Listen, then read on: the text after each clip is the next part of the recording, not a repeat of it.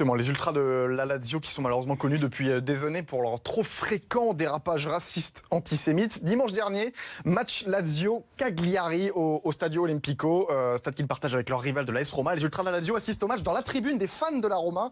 Leur virage habituel est enfermé en raison des chants racistes c'était début octobre déjà. Eh bien, ils vont marquer leur passage dans la tribune ennemie, les gens de la Lazio, en affichant un peu partout ce photomontage que vous voyez à l'écran d'Anne Frank, adolescente juive néerlandaise victime de l'Holocauste et auteur du célèbre journal intime éponyme. Elle est vêtue, comme tu le vois, d'un maillot de la Roma. Dans leur esprit, à ces ultras proches des idéaux d'extrême droite, c'est la pire des insultes. C'est un scandale national en Italie. Réaction indignée du gouvernement italien, du Parlement européen, évidemment de la communauté juive. Le président de la Lazio, Claudio Lotito, a tenté de désamorcer la crise. Vous voyez, ça c'était mardi. Il s'est rendu à la synagogue de Rome pour déposer une gerbe de fleurs et il a fait cette annonce, vous allez l'écouter, après avoir fait ce dépôt.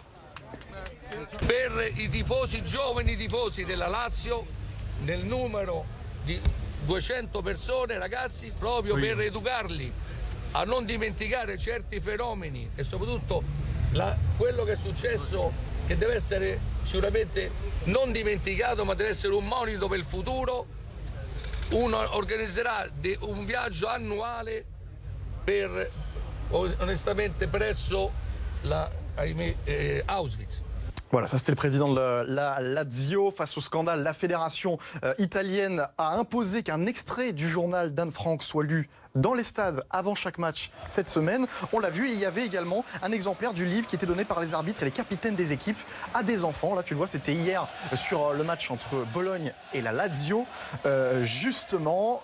Et tu vas voir que les joueurs de la Lazio portaient un t-shirt un petit peu particulier avec l'inscription non à l'antisémitisme et le visage d'Anne Frank, donc sur ce t-shirt. Les ultras de la Lazio, eux, ils n'étaient pas présents à Bologne, donc on revoit le t-shirt des joueurs de la Lazio. Ils ont refusé de faire le déplacement à Bologne. Tu vas découvrir leur communiqué. Pourquoi ils ne sont pas venus? Les irrefusibilis, ce sont les ultras qui indiquaient se trouver dans l'obligation de ne pas effectuer le déplacement afin de ne pas se rendre complices de ce que eux ont appelé un théâtre médiatique.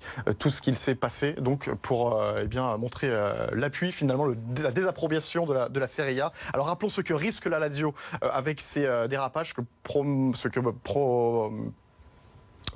que prévoit le règlement. Voilà, amende, match à huis clos, match dans un autre stade, retrait de points, ça peut aller même jusqu'à l'exclusion de manifestations sportives. On rappelle qu'il va y avoir un Roma-Lazio le 18 novembre prochain pour la 13e journée de Serie A et c'est un match qui sera évidemment très observé.